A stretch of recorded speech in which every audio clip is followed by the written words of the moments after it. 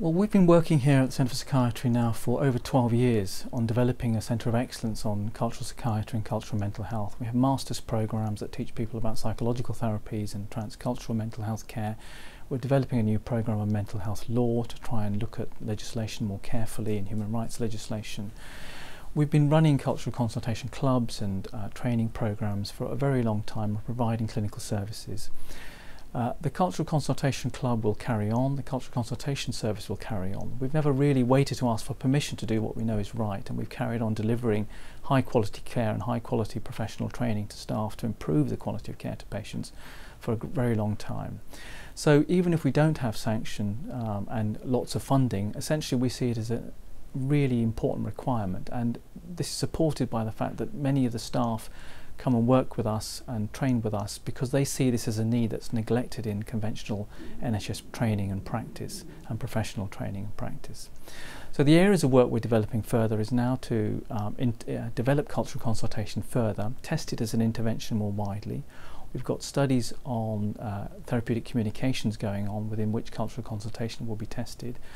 We're also going to be looking at CART, a common substance that's legal in the UK and is available on the street, which is thought to have amphetamine-like properties but is illegal in other countries, and we think it has wider impact on health and well-being and is a marker of social exclusion. Again, we're going to carry on doing that work that we've been doing for a long time.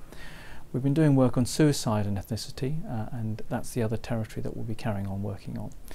There's another area that's taboo, not only sexuality but religiosity.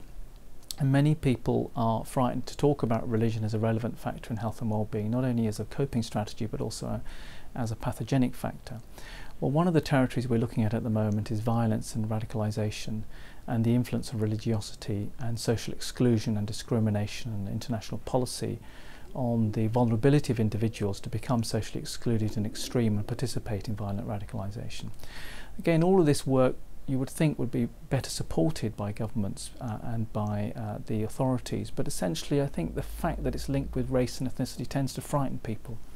It produces a very powerful, noxious, potential discourse that people are frightened to get involved in because they know it can be explosive, and I think in part it reflects the history of intergroup relations, interracial relations, which has always involved violence and fear and trepidation.